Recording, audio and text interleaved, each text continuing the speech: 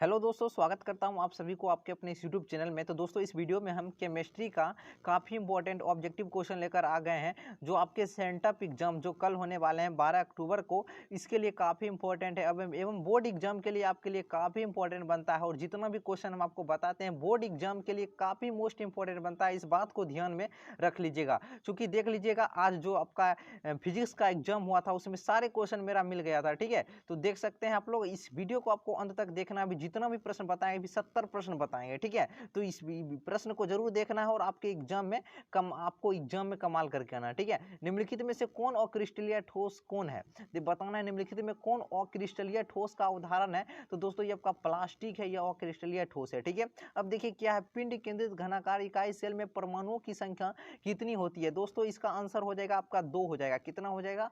2। चलिए अगला प्रश्न की ओर बढ़ते हैं, हम ज्यादा समय नहीं लेंगे। ठीक है, 70 प्रश्न करना है तो आपको अंत तक देखना है और वीडियो को लाइक करना है। ठीक है, घनाकार क्रिस्टल में प्रवेश जालकों की संख्या कितनी होती है, तो दोस्तों इसमें 3 होती है। ठीक है, याद रखिएगा 3 होती है। अब अगला देखिए, और सारे प्रश्न का आंसर हम आपको सही सही बताते हैं। ठीक है, भले हमारा वीडियो लेट आता है लेकिन हम आपको सही उत्तर देते हैं। ठीक है, निम्नलिखित में से किस दोष के कारण क्रिस्टल के घनत्व में कमी होती है? किस दोष के कारण? शॉर्टकी दोष के कारण, याद रखिएगा। अगला है, मोलरता को व्यक्त किया जाता है दोस्तों मोल प्रति लीटर में व्यक्त किया जाता है। आप लोग को याद करना है मोल प्रति लीटर में। ठीक है, चलिए वीडियो को लाइक करना है। जो चैनल पर नए नए हैं तो चैनल को सब्सक्राइब जरूर कर लेना है। ठीक है, जो इस बार बिहार बोर्ड एग्जाम 12th का दे रहे हैं सो। ठीक है, यदि विलायक 1000 ग्राम में ग्लूकोज 18 ग्राम उपस्थित है तो घोल कहा जाएगा। इस घोल को क्या कहा जाएगा दोस्तों? तो याद रखिएगा इस घोल को 0.1 मोलल कहा जाएगा। ठीक है, चलिए अगला प्रश्न की ओर बढ़ते हैं। देखिए, किसी तनु घोल का अनुसंख्यक गुणधर्म निर्भर करता है, तो दोस्तों ये आपके विलय के कणों की संख्या पर निर्भर करता है। हर हाल में याद कर लीजिएगा। ठीक है, अगर आप लोग अच्छा स्कोर करना चाहते हैं बिहार बोर्ड में तो किसी विलयन के प्रसारण दाब को किस संबंध से व्यक्त किया जाता है, तो दोस्तों इसे हम पाई/C बराबर RT से व्यक्त करते हैं। ठीक है, तो ऑप्शन नंबर 20 का सही उत्तर हो जाएगा। चलिए अगला प्रश्न की ओर बढ़ते हैं। वीडियो को आपको लाइक करना है। ठीक है, विद्युत धारा की वह मात्रा जो CuSO4 के घोल से 1 मोल कॉपर को मुक्त करती है वह दोस्तों आपका ये हो जाएगा 2 फैराडे। ठीक है, 2 फैराडे हो जाएगा। अगला प्रश्न है, फैराडे के विद्युत विच्छेदन के प्रथम नियम को व्यक्त करने के लिए निम्नलिखित में से कौन समीकरण हो जाएगा? M = ZCT हो जाएगा ऑप्शन के हिसाब से। ठीक है दोस्तों, चलिए अगला प्रश्न देखते हैं। किसी भी विलयन की सांद्रता घटने के साथ निम्नलिखित में से क्या परिवर्तन है? किसी विलयन का सांद्रता जब घटता है तो क्या परिवर्तन होता है? तो दोस्तों याद रखिएगा, जब किसी भी विलयन की क्या है, जब किसी विलयन की सांद्रता घटने के साथ में क्या परिवर्तन होता है, तो दोस्तों इसमें जो ये मोलर चालकता है, ठीक है, ये आपका मोलर चालकता बढ़ जाती है। ठीक है, मोलर चालकता है वह बढ़ जाती है। ठीक है, चलिए अगला प्रश्न देखिए, क्या है, निम्नलिखित में से कौन प्राथमिक सेल नहीं, देख कह रहा है प्राथमिक सेल है वह नहीं है, तो ये आपका लेड संचायक यानी लेड संचायक। ठीक है, ऑप्शन नंबर डी इसका राइट आंसर हो जाएगा।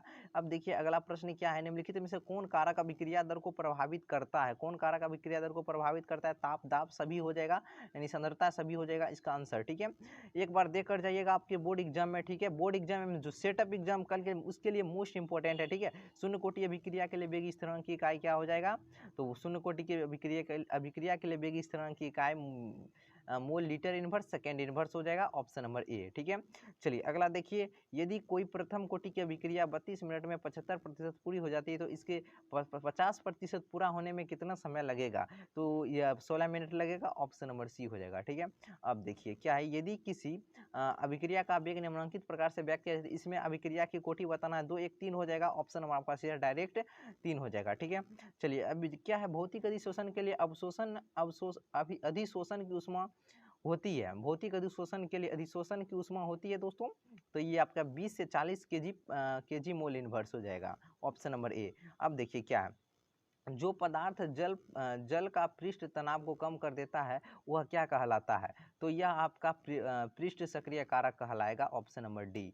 अब देखिए, निम्नलिखित में से कौन जल में कोलाइड विलयन का निर्माण करता है? तो ये आपका है स्टार्च है जो जल में कोलाइड विलयन का निर्माण करता है। ठीक है दोस्तों, अब देखिए निम्नलिखित में कौन पाइसी कारक है? पाइसी कारक कौन है? तो दोस्तों ये साबुन आपका पाइसी कारक का उदाहरण हो जाएगा। ठीक है, अब देखिए क्या कालामाइन निम्नलिखित में से किस धातु का, इसके कालामाइन निम्नलिखित में से किस धातु का, यह अयस्क दोस्तों काफी इंपॉर्टेंट है, ये जिंक का है। ठीक है, जिंक का, ऑप्शन नंबर डी हो जाएगा, जिंक का। अब देखिए क्या है, मोंड प्रकरण के दौरान निम्नलिखित में किस धातु का शुद्धिकरण किया जाता है, मोंड प्रशिक्षण, मोंड रहेगा या मंडल रहेगा। ठीक है, तो इसमें किस धातु का शुद्धिकरण किया जाता है, तो इसमें दोस्तों निकेल, निकेल का शुद्धिकरण किया जाता है, ऑप्शन नंबर ए। मॉड या मंडल विधि के दौरान निकेल धातु का शुद्धिकरण किया जाता है। थर्माइड विधि में निम्नलिखित से कौन अवकारक है, थर्माइड विधि में कौन अवकारक है, एल्युमिनियम Al हो जाएगा, ऑप्शन नंबर डी। ठीक है, अब देखिए क्या है, लोहा धातु के निष्कर्षण के द्रव्य निम्नलिखित में से कौन धातु मल के रूप में प्राप्त होता है, तो दोस्तों ये CaSiO3 प्राप्त होता है, ऑप्शन नंबर आपका सी हो जाएगा। सबसे कम क्वथनांक वाली गैस कौन है, सबसे कम क्वथनांक वाली गैस ये आपका हीलियम है, ऑप्शन नंबर बी। ठीक है, अब देखिए क्या है, निम्नलिखित में से कौन हाइड्रोजन बंधन नहीं बनाता, जिसमें FON रहेगा वह बनाता है, जिसमें नहीं रहेगा, तो जैसे इसमें F है, इसमें O है, FON, इसमें N है, इसमें HCl है, तो इसमें FON में से कोई नहीं है, FON याद रखिएगा। ये जिसमें रहेगा उसमें पाया जाता है और जिसमें नहीं रहेगा उसमें नहीं पाया जाता। देखिए कह रहा नहीं पाया जाता तो HCl हो जाएगा, ऑप्शन नंबर सी। अब देखिए क्या है, ऑक्सीजन, ऑक्सीजन और ओजोन है, ऑक्सीजन और ओजोन है, तो ये दोस्तों अपरूप है। ठीक है, अपरूप हो जाएगा। अब देखिए अगला क्या है, निम्नलिखित में से कौन द्विभाषमिक अम्ल है, अरे द्विभाषमिक अम्ल कौन है, H3PO3 हो जाएगा, द्विभाषमिक अम्ल है ये आपका H3PO3। देख लीजिए संक्रमण तत्वों का स्थान आवर्त सारणी के अंतर्गत है, तो ये आपका डी ब्लॉक में। ठीक है, डी ब्लॉक में हो जाएगा दोस्तों, ऑप्शन नंबर सी। अब देखिए निम्नलिखित में कौन संक्रमण तत्व का युग्म है, संक्रमण तत्व का युग्म कौन है, कॉपर प्लस आयरन हो जाएगा, कॉपर और आयरन। ठीक है, अब देखिए क्रोमियम का इलेक्ट्रॉनिक विन्यास है, क्रोमियम का इलेक्ट्रॉनिक विन्यास आपका क्या हो जाएगा, AR3D5 4S1, option number B हो जाएगा। ठीक है, अब देखिए क्या निम्नलिखित में किन तत्वों में 4f कक्षकों में इलेक्ट्रॉन क्रमबद्ध रूप से भरता है। ठीक है, तो दोस्तों ये आपका लेंथेनाइड हो जाएगा, ऑप्शन नंबर आपका ए सही उत्तर हो जाएगा। ठीक है, अब देखिए क्या है, FeCN को होल 6 माइनस में Fe की ऑक्सीकरण संख्या निकालना है, तो इसका +3 आ जाएगा, ऑक्सीकरण संख्या सिंपल है निकालना, आपको आता होगा। ठीक है, CuNH3 4 2+ में प्रसंकरण, इसका प्रसंकरण निकालना है। ठीक है, तो ये उसी उपसंयोजन चैप्टर का है, तो DsP2 हो जाएगा, ऑप्शन नंबर आपका सी नंबर राइट आंसर हो जाएगा। अच्छा, विटामिन B12 में निम्नलिखित में से कौन विटामिन B12 में क्या उपस्थित रहता है, तो इसमें दोस्तों कोबाल्ट उपस्थित रहता है। ठीक है, अब देखिए अगला प्रश्न देखिए क्या है, निम्नलिखित में से किस जटिल आयन की ज्यामितीय चतुष्फलकियां नहीं है, करा नहीं है, तो दोस्तों NiCN को होल 4 2 माइनस में हो जाएगा। ठीक है, अब देखिए इंपॉर्टेंट क्वेश्चन है, याद रखिएगा। एथिल ब्रोमाइड का विक्रिया सोडियम धातु को से शुष्क ईथर से में कराने पर क्या बनता है, तो ये दोस्तों ब्यूटेन बनता है, ब्यूटेन याद रखिएगा, ब्यूटेन। अब देखिए क्या निम्नलिखित में किसका उपयोग निश्चेतक के रूप में होता है, निश्चेतक के रूप में होता है, तो क्लोरोफॉर्म का उपयोग निश्चेतक के रूप में होता है। ठीक है, अब देखिए निम्नलिखित में से कौन क्लोरल का अनुसूत्र है, क्लोरल का अनुसूत्र क्या हो जाएगा, तो इसका अनुसूत्र CCl3CHO हो जाएगा, option number A correct answer हो जाएगा। ठीक है, अब देखिए जब CH3OH CH3 सिंगल MgX से अभिक्रिया करता है तो कौन यौगिक बनाता है, तो कौन सा यौगिक प्राप्त होता है दोस्तों, तो एसीटोन बनाता है। ठीक है, एसीटोन, ऑप्शन नंबर ए हो जाएगा। ठीक है, अब देखिए क्या सामान्य सूत्र जो एल्केनॉल के सजातीय समूह को प्रदर्शित करता है वह कौन है, तो ये आपका CnH2n+2 और O हो जाएगा, ऑप्शन नंबर सी। अब देखिए क्या एथेनॉल का समावयवी निम्नलिखित में से कौन है, एथेनॉल का समावयवी निम्नलिखित में से कौन है, तो डायमेथिल ईथर हो जाएगा, ऑप्शन नंबर बी।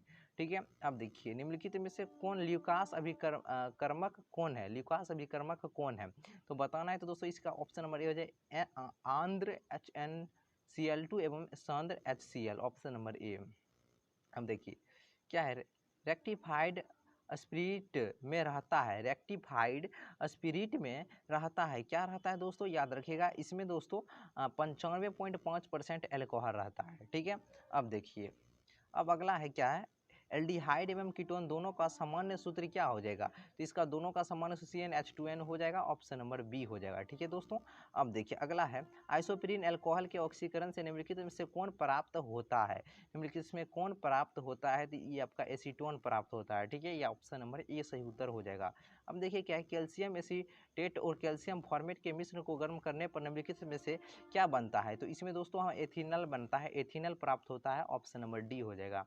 ठीक है, अब देखिए C6H5MgBr को निम्न में से किसके साथ अभिक्रिया कराएंगे तो सही क्रम बनेगा, क्रियाशील का समूह कौन सा सही हो जाएगा। ठीक है, निम्न के साथ या इसके साथ कौन सा अभिक्रिया मतलब बनाएंगे तो सही क्रम हो जाएगा। ठीक है, तो दोस्तों 48 का ऑप्शन नंबर आपका सी सही उत्तर हो जाएगा। पहले दूसरा, उसके बाद तीसरा, उसके बाद पहला, तब यह सही हो जाएगा। ठीक है, तो ऑप्शन नंबर सी इसका राइट आंसर बनेगा। निम्नलिखित में से किस यौगिक में कार्बोक्सिल समूह उपस्थित नहीं है, कार्बोक्सिल समूह उपस्थित नहीं है इसमें से, तो दोस्तों ये पिक्रिक अम्ल में नहीं है, ऑप्शन नंबर सी हो जाएगा। अब देखिए क्या है मोनो कार्बोक्सिलिक अम्ल निम्नलिखित में से किसका क्रियाशील समावयवी है, किसका समावयवी है, तो दोस्तों याद रखिएगा यह आपका ईस्टर का है, किसका है, ईस्टर का, ऑप्शन नंबर ए सही उत्तर हो जाएगा। वीडियो को आपको लाइक करना है, चैनल को सब्सक्राइब कर लेना है। ठीक है, जो नए हैं, निम्नलिखित में से किस अभिकर्मक के द्वारा फॉर्मिक अम्ल एवं फॉर्मल एल्डिहाइड के बीच विभेदन किया जा सकता है, विभेदन किया जा सकता है, तो दोस्तों NaHCO3 हो जाएगा, ऑप्शन नंबर आपका डी सही उत्तर हो जाएगा। ठीक है, अब देखिए क्या है, जब फॉर्मिक अम्ल को सौंद H2SO4 के साथ गर्म किया जाता है तब निम्नलिखित में से तब क्या बनता है, तो दोस्तों निम्नलिखित में से दोस्तों ये बनेगा CO, कॉपर ऑक्साइड। ठीक है, चलिए CO हो जाएगा। अब अगला प्रश्न देखते हैं क्या है, प्राइमरी एमीन का क्रियाशील मूलक है, प्राइमरी एमीन का क्रियाशील मूलक NH2 हो जाएगा, ऑप्शन नंबर आपका बी सही उत्तर हो जाएगा। अब देखिए एथिल एमीन की अभिक्रिया नाइट्रस अम्ल से कराने पर क्या बनता है, तो दोस्तों यह कोई इनमें से कोई नहीं बनेगा। ठीक है, देख सकते हैं, ऑप्शन नंबर इसका डी सही उत्तर हो जाएगा। ठीक है, अब देखिए एसिटामाइड की अभिक्रिया Br2 एवं NaOH के साथ कराने पर क्या बनेगा, तो ये दोस्तों ये आपका ये मेथिल एमीन बनेगा, ऑप्शन नंबर आपका बी सही उत्तर हो जाएगा। ठीक है, अब देखिए क्या है, निम्नलिखित में से किसमें एल्काइलेशन संभव है, एल्काइलेशन किसमें संभव है, तो दोस्तों प्राइमरी एवं सेकेंडरी दोनों में। ठीक है, याद रखिएगा। निम्नलिखित में से कौन सर्वाधिक मीठा शर्करा है, मीठा शर्करा कौन है सर्वाधिक, तो दोस्तों ये फ्रक्टोस होता है, ये आपका सर्वाधिक मीठा होता है। निम्नलिखित में से कौन स्टीरॉयड से संबंधित है, स्टीरॉयड से इनमें से कौन संबंधित है, तो दोस्तों ये आपका विटामिन डी है, ये स्टीरॉयड से संबंधित है। ठीक है, अब देखिए क्या है, निम्न में कौन साधारणतः शरीर द्वारा नहीं बना, तो विटामिन, ऑप्शन नंबर आपका बी सही उत्तर हो जाएगा, ऑप्शन नंबर क्या हो जाएगा, बी नंबर इसका राइट आंसर हो जाएगा। ठीक है, दोस्तों अब देखिए अगला प्रश्न दे, डीएनए तथा आरएनए में समान भस्म है, तो ये आपका बायोलॉजी में भी ये क्वेश्चन है, तो ये आपका गुआनिन एडेनिन साइटोसिन दोनों में रहता है, तो ठीक है, दोनों में एगो थायमिन बदलता है, एगो में क्या होता है डीएनए में थायमिन, उसमें यूरासिल, आरएनए में पीवीसी एकलक निम्नलिखित में से कौन है, पीवीसी एकलक इनमें से कौन है हो जाएगा, तो CH2 double bond CH single bond Cl हो जाएगा। ठीक है, अब देखिए अगला प्रश्न देखते हैं, रबर को सल्फर के साथ गर्म करने की क्रिया को क्या कहते हैं, तो इसे गंदगीकरण कहा जाता है। ठीक है, चलिए अगला देखते हैं, निम्नलिखित में से कौन योगशील बहुलक है, योगशील बहुलक है बताना है, तो इसमें आपका उच्च घनत्व वाला पॉलीथीन हो जाएगा, ऑप्शन नंबर सी। अब देखिए ब्यूना एस निम्नलिखित में से किसका बहुलक है, तो ब्यूना एस ये आपका ब्यूटाडाइन एवं अस्टायरीन का है। ठीक है, ब्यूटाडाइन एवं अस्टायरीन का है, याद कर लीजिएगा, जो भी हम उत्तर बताएंगे आपको सही उत्तर बताएंगे। ठीक है, निम्न में कौन कृत्रिम मीठा भी करता है, तो दोस्तों ये आपका सैक्रीन, अस्पार्टेम, सोडियम साइक्लोमेट, इनमें से सभी इसका सही उत्तर हो जाएगा। ठीक है, ये सभी कृत्रिम मीठा भी करता है। बेलियम का उपयोग निम्नलिखित में किसके रूप में होता है, बेलियम का उपयोग, तो दोस्तों इसका उपयोग उपशामक के रूप में किया जाता है। ठीक है, तो ऑप्शन नंबर डी सही उत्तर हो जाएगा। ठीक है, अब देखिए निम्नलिखित क्या है, रासायनिक रूप में एस्पिरिन निम्नलिखित में से क्या है, एस्पिरिन क्या है निम्नलिखित में से, एसिटाइलिन सैलिसिलिक अम्ल है। ठीक है, टाइलिन एवं एसिटाइल सैलिसिलिक अम्ल है। ठीक है, याद रखिएगा। अब देखिए क्या है, निम्नलिखित में किसका उपयोग एंटीसेप्टिक के रूप में होता है? दोस्तों ये आपका किसका हो जाएगा? फिनॉल का उपयोग एंटीसेप्टिक के रूप में होता है। ठीक है, अब देखिए अगला प्रश्न क्या है, निम्नलिखित में किसमें सी डबल बॉन्ड ओ समूह उपस्थित रहता है? कीटोन का हो जाएगा क्रियाशील मिलक, ऑप्शन नंबर सी हो जाएगा राइट आंसर। ठीक है, अब देखिए अगला प्रश्न की ओर बढ़ते हैं और लास्ट क्वेश्चन देखिए क्या है, निम्नलिखित में से कौन टर्सरी एल्कोहल है? टर्सरी एल्कोहल कौन हो जाएगा? ये आपका बी नंबर सही हो जाएगा, ये टर्सरी एल्कोहल है। ठीक है, तो दोस्तों आपको ये वीडियो कैसा लगा? वीडियो अच्छा लगा है तो वीडियो को आप लोग लाइक कर लें और हमारे टेलीग्राम चैनल पर ज्वाइन हो जाइए। ठीक है, और आपको अगर इस साल आप 12th का एग्जाम बिहार बोर्ड की दे रहे हैं तो हमारे चैनल को जरूर सब्सक्राइब कर लें। ठीक है, चैनल को सब्सक्राइब कर लें, आपको इस पर 12th क्लास का ही वीडियो मिलेगा। ठीक है, और हम आपके लिए इस ऐसा प्रश्न रखे हुए हैं। ठीक है, ऐसा प्रश्न रखे हुए हैं हमारे मोबाइल में। ठीक है, जो आपकी बोर्ड एग्जाम में 100% है टकराएगा। ठीक है, 35 में 35 कोई नहीं छोड़ेगा। ठीक है, हम जितना भी प्रश्न बताएंगे आपको अगर सिर्फ याद कर लेना है तो। ठीक है, तो चलिए फिर मिलते हैं नई वीडियो में आपके साथ, तब तक के लिए जय हिंद, वंदे मातरम।